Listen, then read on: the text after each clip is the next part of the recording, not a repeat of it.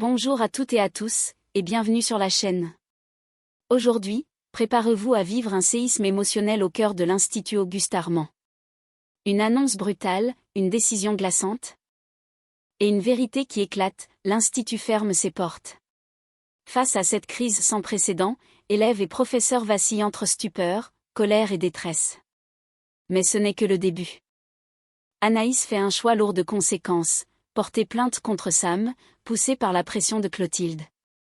Pourtant, les preuves accablantes tombent, Sam est innocent. Et alors que tout le monde croyait l'affaire close, un rebondissement stupéfiant surgit. Une salière suspecte est retrouvée dans une poubelle de l'internat. Et s'il fallait chercher le véritable empoisonneur parmi les élèves eux-mêmes? Dans cette vidéo, on plonge ensemble dans l'intrigue haletante de la semaine, entre manipulation, regrets, mensonges et découvertes, le destin de l'Institut est en jeu. Restez bien jusqu'au bout. Car chaque détail compte dans cette enquête palpitante. Et ce que vous allez découvrir pourrait tout changer. Alors, êtes-vous prêt à lever le voile sur la vérité? L'annonce est tombée. L'Institut Auguste Armand ferme officiellement ses portes, plongeant élèves et professeurs dans une incertitude glaçante. Les cuisines se vident, les couloirs résonnent d'un silence pesant. Et dans cette atmosphère de fin du monde, Anaïs s'apprête à faire un pas qui pourrait tout bouleverser. Avant de se rendre à la gendarmerie pour son propre interrogatoire, elle donne rendez-vous à Milan au café de la place. Le visage fermé, tendu mais déterminé, Anaïs sait qu'elle doit être honnête avec lui. Elle lui annonce, presque à voix basse. « J'ai pris ma décision. Je vais porter plainte contre Samedi. » Le choc se lit immédiatement sur le visage de Milan. Il accuse le coup, abasourdi par cette déclaration. Mais très vite, il se ressaisit. Tu sais qu'il s'est déjà rendu à la gendarmerie de lui-même, Anaïs? S'il était coupable, tu crois vraiment qu'il aurait fait ça? Il n'a rien à se reprocher. Milan défend son ami avec ferveur, incapable d'imaginer Sam coupable d'un acte aussi grave. Pour lui, cette plainte serait une erreur, une injustice. Mais Anaïs, ébranlée, ne répond pas tout de suite. On lit dans ses yeux le poids d'un dilemme qui la ronge depuis des jours, trahir sa conscience, ou sacrifier l'Institut. Face à Milan, elle botte en touche. Elle n'entre pas dans les détails, esquive les véritables raisons de sa décision. Car au fond, elle le sait, ce n'est pas vraiment une conviction personnelle qui la pousse à agir ainsi. Mais la pression sourde exercée par Clotilde, les regards insistants, l'enjeu collectif. Un silence lourd s'installe entre eux, fait de non-dits et de tensions à peine contenues. Anaïs est seule au bord d'un gouffre, tiraillée entre la loyauté envers un ami, l'amour qu'elle porte à son école, et sa propre vérité. Alors que l'Institut Auguste Armand est toujours plongé dans la stupeur et l'inquiétude, un rebondissement majeur vient tout remettre en question. Dans le bureau directorial, le capitaine Brassac fait une annonce solennelle à Clotilde et Tessier, visiblement impatient de connaître l'issue de l'enquête. Le capitaine ne laisse place à aucun doute. Nous avons obtenu des éléments techniques irréfutables. Il n'y a aucun lien entre la présence de Sam à l'Institut et l'intoxication des clients du Doublat. Le choc est immédiat. Clotilde et Tessier échangent un regard troublé. Brassac poursuit, imperturbable. Le bornage de son téléphone portable, ainsi que les données de son bracelet électronique, le place loin des cuisines au moment des faits. Il ne pouvait tout simplement pas être là. C'est une certitude scientifique, une preuve béton qui innocente définitivement Sam, écartant d'un coup toutes les accusations portées contre lui. Les fondations du raisonnement de Clotilde s'effondrent d'un seul bloc. Elle, qui avait misé sur la culpabilité de Sam pour obtenir la réouverture de l'Institut, se retrouve face à une impasse. La plainte qu'elle avait incité Anaïs à déposer perd tout fondement. Le silence qui suit est lourd, presque étouffant. Tessier, d'ordinaire si sûr de lui, reste figé. Clotilde, elle, encaisse le coup. Sa stratégie, sa pression sur Anaïs. Son espoir de voir l'Institut rouvrir grâce à un coupable tout trouvé, tout cela vole en éclats. Et pendant ce temps, dans l'ombre, une vérité plus complexe se dessine. Si ce n'était pas Sam, alors qui a empoisonné les clients du Doublat? Et pourquoi? La tension est à son comble dans le bureau de direction de l'Institut Auguste Armand. Le capitaine Brassac, désormais en possession des résultats complets de l'analyse et de la reconstitution des faits, dresse un constat glaçant. Le GHB a été introduit directement dans les salières, bien avant le début du service. Tout porte à croire que l'acte a été prémédité, méticuleusement planifié. Une information capitale qui modifie l'angle de l'enquête. Le poison ne pouvait pas avoir été glissé à la dernière minute, dans l'agitation de la préparation des plats. L'auteur connaissait parfaitement les rouages du double et a opéré avec précision. En amont. Le geste est d'autant plus grave qu'il vise un large public. Mais malgré les progrès de l'enquête, aucun suspect formel n'émerge. Aucun indice tangible, aucune trace ADN exploitable. Face à ce vide, et sans garantie de sécurité pour les élèves et les clients, le capitaine Brassac prend une décision radicale. En l'absence de responsable identifié, je suis contraint d'ordonner la fermeture temporaire de l'Institut jusqu'à nouvel ordre. Le couperet tombe, lourd de conséquences. L'avenir de l'établissement est plus incertain que jamais. Peu après, Clotilde traverse un couloir désert, le regard perdu dans le vide. C'est là qu'elle tombe sur Anaïs. Leurs regards se croisent, lourds d'un passé proche qu'elle peine déjà à assumer. Un silence, d'abord. Puis Clotilde brise la glace, d'une voix douce mais empreinte de remords. On a été trop vite. On a accusé Sam, sans preuve, sans recul. Anaïs acquiesce. Les yeux brillants. Elle aussi est traversée par la culpabilité d'avoir cédé à la pression, d'avoir failli commettre une injustice. J'ai voulu croire qu'on tenait un coupable. Peut-être pour soulager ma conscience, ou sauver l'Institut. Mais ce n'était pas juste. Un moment d'introspection sincère s'installe entre les deux femmes, unies par la même faute.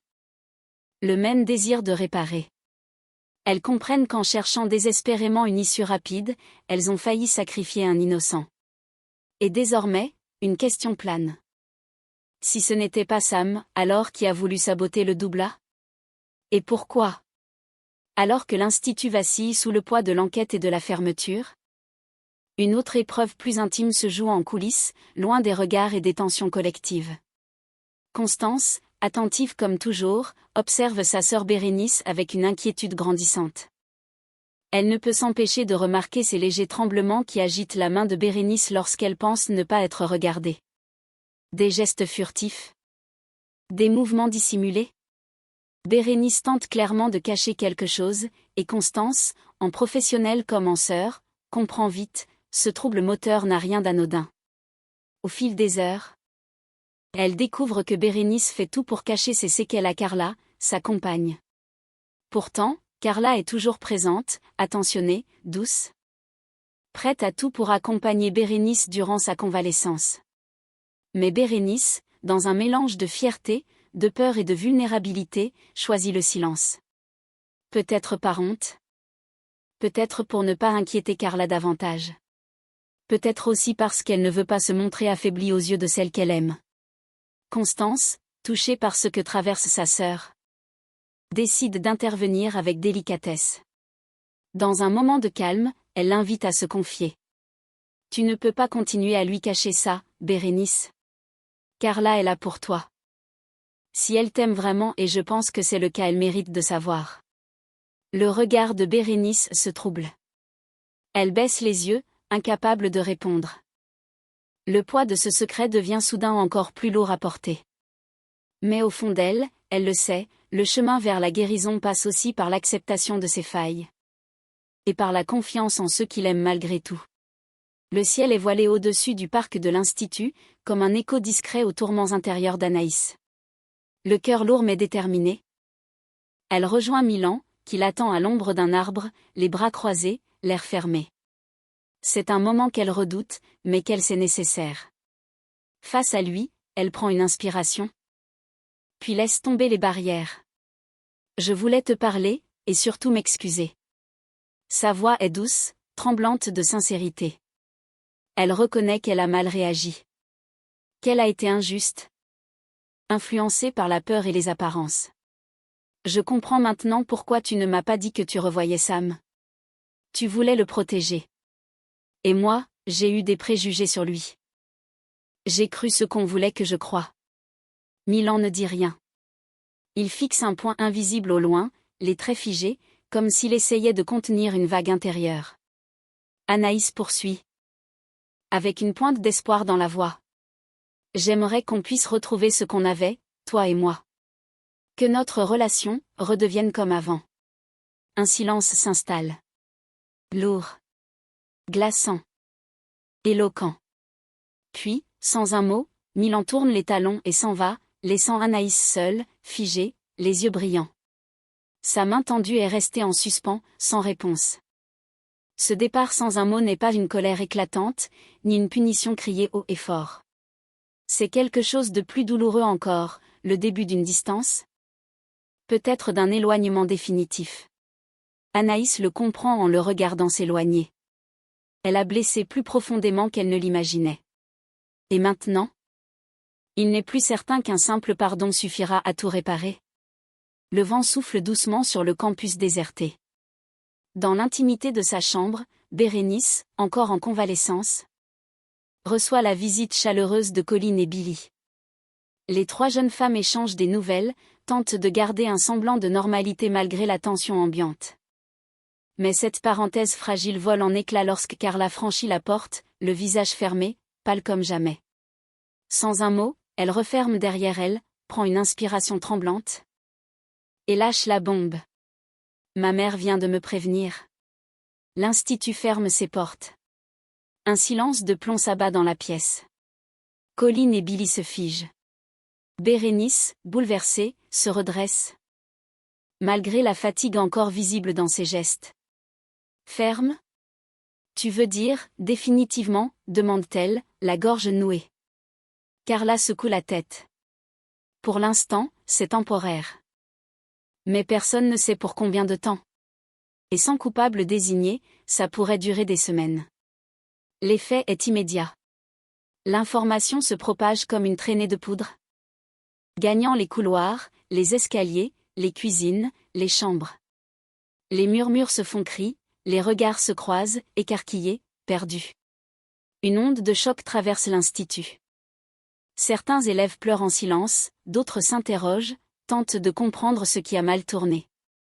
Des mois, voire des années de travail et de passion menacées en un instant. Tout ce qui faisait leur quotidien, leurs rêves, leurs ambitions, soudain suspendus. Dans cette tourmente, un sentiment d'impuissance collective s'installe, mêlé à l'injustice. Pourquoi eux ? Pourquoi maintenant ? Et surtout, que faire pour que l'institut rouvre ses portes ? Une découverte inattendue, et un nouveau suspect surgit de l'ombre. Alors que l'annonce de la fermeture de l'institut continue de résonner comme un coup de tonnerre parmi les élèves, Billy, encore sous le choc, regagne l'internat. En entrant dans le foyer, elle tombe sur Léonard et Gaspard, installés à une table, plongés dans une conversation à demi-voix sur les derniers événements. L'ambiance est morose, la colère et la sidération encore palpables. Mais soudain, un détail insignifiant en apparence attire l'attention de Léonard. En passant près de la grande poubelle située à l'entrée du foyer, il remarque un sac frappé du logo de l'Institut, visiblement jeté à la hâte. Intrigué, il le saisit, sans vraiment y croire. L'ouvre. Ce qu'il découvre à l'intérieur fait l'effet d'une décharge électrique. Attendez, c'est une salière. Une salière du double A. Billy s'approche d'un pas rapide, les yeux écarquillés. Elle prend délicatement l'objet entre ses mains, l'observe attentivement, son esprit déjà en alerte. C'est pas une salière quelconque. Elle fait partie du service utilisé le jour de l'empoisonnement. Un frisson parcourt l'échine des trois élèves. Le lien est troublant et alarmant. Pourquoi cet objet se retrouverait-il là, jeté anonymement dans une poubelle de l'internat ? Quelqu'un essaierait-il d'effacer des traces ? De se débarrasser d'une preuve compromettante ? Et puis l'évidence surgit, implacable, dans la bouche de Billy. Si cette salière vient vraiment du double A, alors le responsable de l'empoisonnement ne peut être qu'un élève. Le silence retombe aussitôt, lourd et angoissant. Le danger ne vient pas de l'extérieur. Il est parmi eux. Dans les chambres, dans les cuisines, dans les cours. Un frisson collectif les traverse. Ce n'est plus seulement une affaire de fermeture administrative. C'est une trahison intime. Et désormais, la chasse à la vérité reprend, au cœur même de l'Institut. Et voilà, chers fans. La tension monte d'un cran à l'Institut Auguste Armand. Alors que la fermeture temporaire plonge tout le monde dans l'incertitude, les masques commencent à tomber. Anaïs, rongée par la culpabilité, tente de réparer ses erreurs. Clotilde, elle, fait face à l'échec de sa stratégie. Et dans l'ombre, un coupable insoupçonné semble se cacher parmi les élèves. La découverte de cette salière pourrait bientôt relancer. Car si le danger vient de l'intérieur, alors plus rien n'est sûr. Dites-moi en commentaire, à votre avis, qui est derrière cet acte? Un élève? Une vengeance personnelle? Qui aurait intérêt à faire tomber le doublat? Pensez à liker si vous avez aimé l'enquête, à vous abonner pour ne rien manquer des prochains rebondissements. Et à activer la cloche pour suivre l'actualité brûlante d'ici tout commence. On se retrouve très vite pour un nouvel épisode encore plus intense. Merci à tous pour votre fidélité. Prenez soin de vous, et surtout, restez curieux.